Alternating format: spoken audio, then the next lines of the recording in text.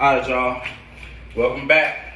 It's your boy, Coach Tae, man. Coach Tae. You know what I'm saying? Your son favorite coach, your girl favorite coach, everybody favorite coach, man. Everybody asks, like, how did you become a coach so young or whatever like that when you still could have been playing with the injury, everything like that, without the injury, whatever. But, so, like, the thing about that is, with my injuries, I never had a football injury until like that last final injury. That was major, and it just shook me up and just got me up out of Dodge. So I think the biggest one I had was probably like a hamstring. Well, no, it was my meniscus. Tore my meniscus in high school, and then college I didn't have anything. Oh, but then the turning point in my career was my sophomore year when I was at UWM, coaching at UWM or whatever like that. I ended up meeting Coach Tae Mom, and we went on a date. Like, we met in the fall. We was talking, we was going on a date, and then that's when Bye Bye Man came out. And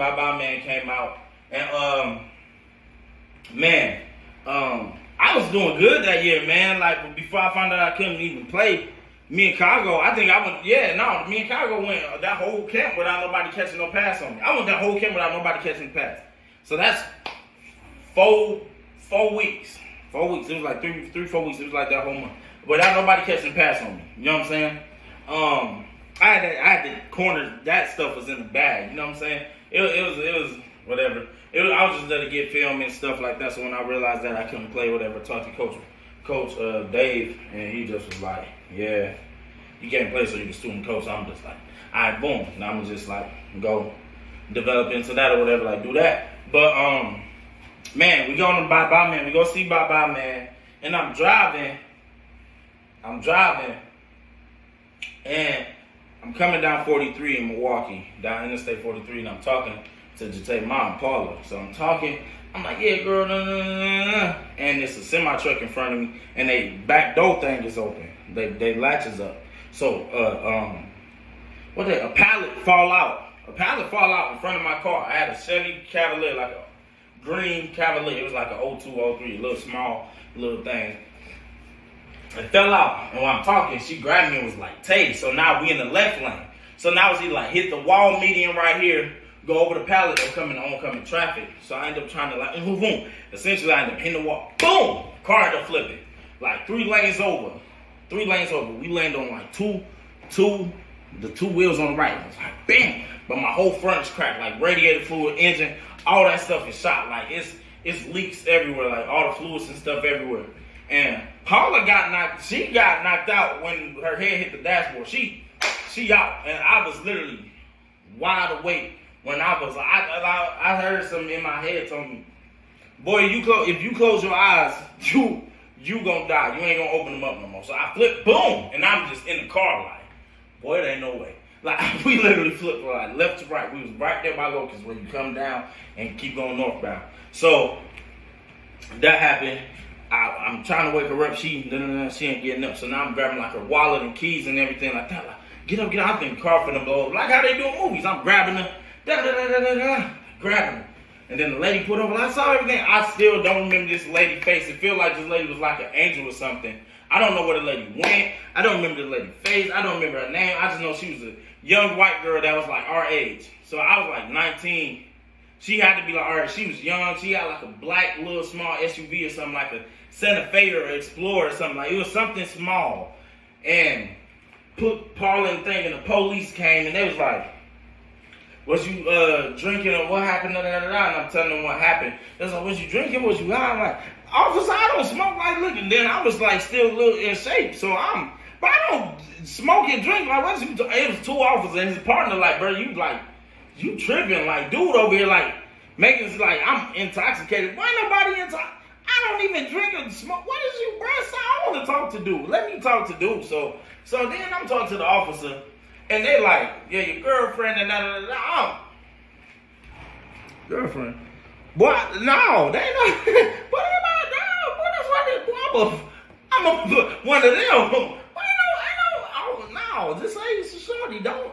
So I called, mind you, Paula is Jamaican, right? So that made Coach Tae Jamaican. Y'all should have seen it. Coach Tae had on damn Jamaican outfit. That's but the man, I call Paula moms or whatever, because they called the ambulance since like we wasn't like married or whatever. I couldn't ride an ambulance with her, so I called Cago.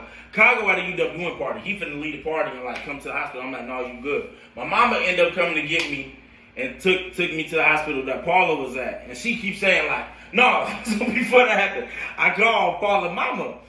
And y'all know Jamaicans, they talk backwards a little bit. They speak like broken English, like the patois, whatever, like that stuff is. So I call Paula Baba. I call Paula Baba and see, good night, hello, and me and Paula just got a good car.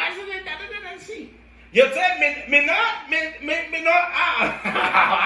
boy, I don't want to talk to this lady. See, man, there's too much going on this. I don't want to talk to this lady. So I'm telling her sister, like, hey, man, look, can you get a phone to Tanya or something? So I'm telling her, man, look, me and Paula at the hospital. Me and Paula on her way to the hospital. Meet us up there. We just got in a car accident.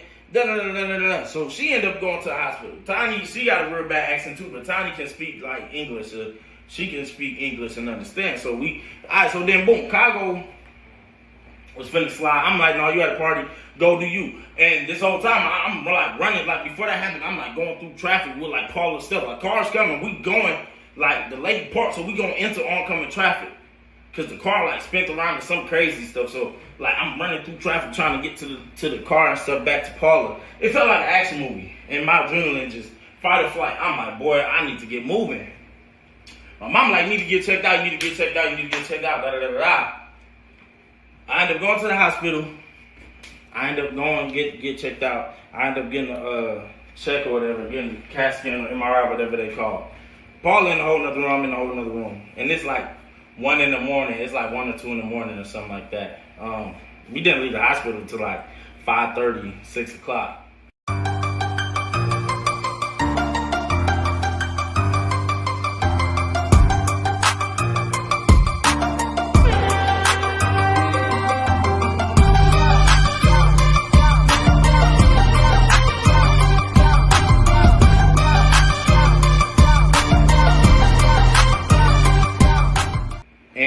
Did it, they found out I had fractured my knee, right on the knee.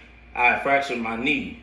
And she was like, yeah, I'm like, so she was like, yeah, you gotta get the medicine like $800. I had the military insurance from my mom or whatever, like it works while I'm in school, but I wasn't in school, I was just coaching, so I had to pay out of pocket for it or whatever like that. It's only active during school, so that's how you get your insurance while you're playing or whatever.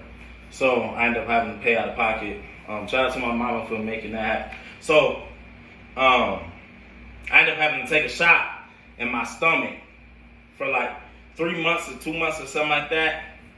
5:30 in the morning, 5:30 at night. And it was like some big needles, like some real big needles. And I had to put the alcohol pad like right there in the stomach, like 2 times a day. Man, that was one of the lowest points. That was one of the lowest points of my life, man. That was one of the lowest points of my life. Like I was on crutches. Man. I was just laying on the living room couch feeling sorry for myself. I'm like, this is it. Like, cause I wasn't a big football player. I was small my whole life. Like I got big when I started having kids or whatever like that. So, just being like that, man. And then I was fast and explosive, but I wasn't like a burner or nothing. Like a 4.5 40. Somewhere around there, like 4.5, 4.6. And in JUCO, my fastest 40 was a 4.5. And that was with a slip and fall. That was with a slip. So it would have been somewhere with some 4.4 on there. I had them skates. Don't get it twisted. I pulled off. Ask my teammates. I pull off on somebody. Hey, ask them. I'll take off. I'm pulling smooth off, straight line. When the stuff get there, I'm running out of bounds. I was telling you, I'm finding that sideline. So, man. That was like a real bad time. And I was going to MATC. And I'm just walking around on crutches. But I was getting a lot of girls though, because all the girls, I'm like, yeah. But then, the blessing in that night, and my mama left, Paula was on the medication. She high, walking around the hospital, walking like from my room to her room and stuff, just like smiling. The medicine got her doped up because she like something happened with her jaw where she couldn't eat, so she had to do like liquids or something. It was bad, like, and she's so small, she was like 100 pounds. So she's like, all that was messed up. And doctor was like, well, we can make some mom leave, but she was like, yeah, she's pregnant. I'm like, that's how we literally found out Paula was pregnant with the test. She was like 2 or 3. But that happened in like the end of January, and we found out like it was like January 28th or something like that. And we found out. And me and Paula's birthday was like November, so me and Paula was literally talking for like, it's like at the end of November. So me and Paula was probably talking for like 2 months. 2-3 months, like 2 months and some change, almost 3 months when we found out she was pregnant. And yeah, man. So now I'm just going through all that stuff. I'm thinking about football. I'm trying to work my way back. Me being me, I go through the stuff, stabbing myself in the stomach. I'm just so tired of it because the needle was like so big, man. I'm just hitting myself, and a spring ball come around. I'm like, I'm a machine. They can't hurt me. Da da da da da da. Come to practice, man, I'm getting routed. I'm talking about I can't get out of hitches. I'm backpedaling. I'm trying to get out of my break. And I come down the break, I'm just a step slow. I'm not as fast. I'm getting, like, I wasn't getting burnt, but I'm just like, guys who, like, legit, like, run, like, that I'm way better than, like, 5 flats, like, 5 threes or whatever. It's like, pulling out for me, like, and that's when I'm just like, it was hard.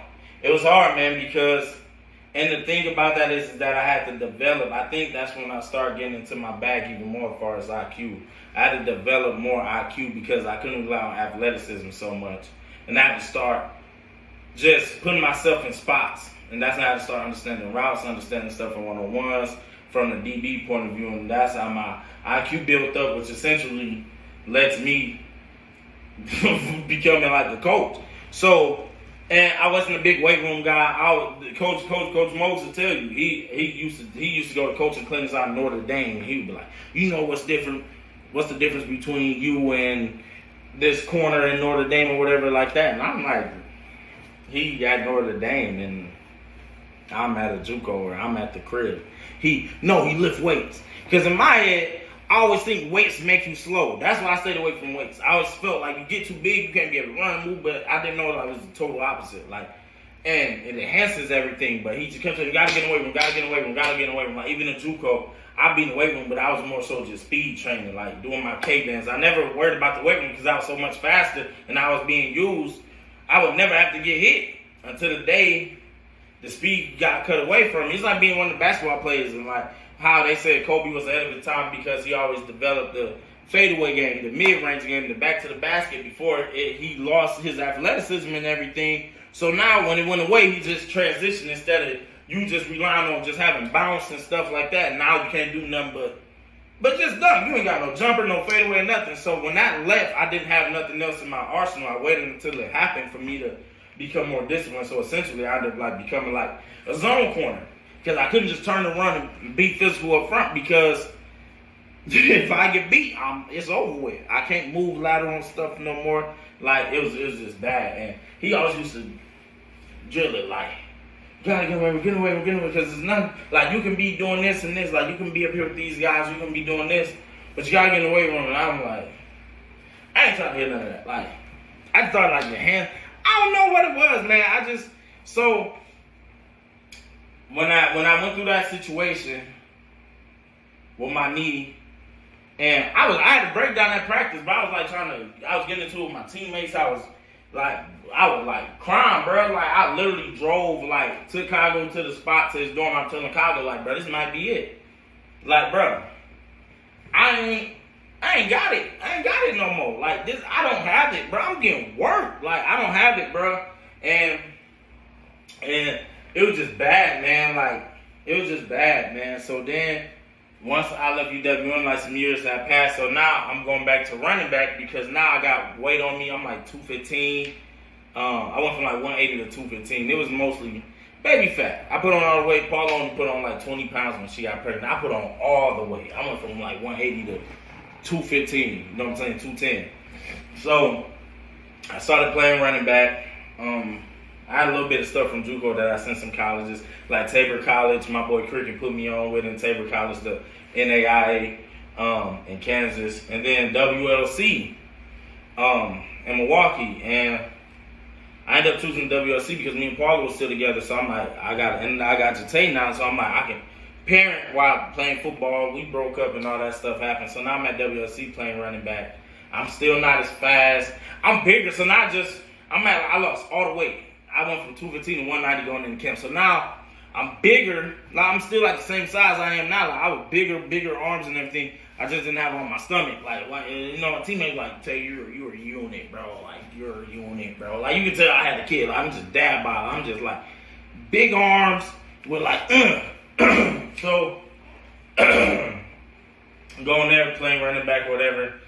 I ended up leaving there. I had an NCAA case where a whole bunch of stuff happened. I had to wait and go through all that stuff because of some JUCO stuff in California. It was a bunch of stuff like that. So I ended up leaving that. I left the school early. And then the head and neck injury came from, I was playing, I actually ended up getting a contract to a Brazilian team to come play quarterback and DB. You had to play both ways over there. They wanted me to play quarterback and DB. And then Coach Moats was going to train me. He was going to come to Milwaukee and train me.